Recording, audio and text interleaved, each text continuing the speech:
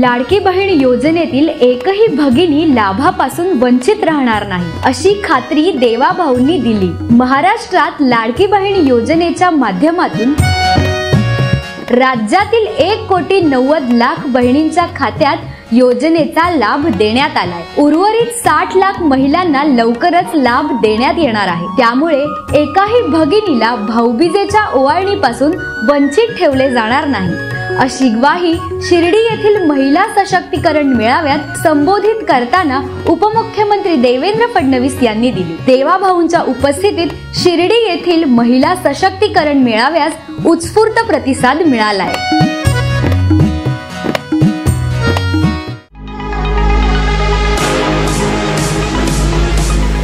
Ram agency सादर करत आहे Samsung big TV festival offer. Branded electronic वस्तूंच्या रूपाने सजेल आपले घर सुंदर।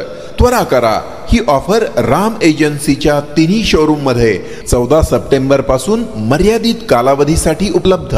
शाखा मार्केट यार्ड, नवी पेठ आणि Savedi, Ahmednagar. Celebrate new era in AL entertainment.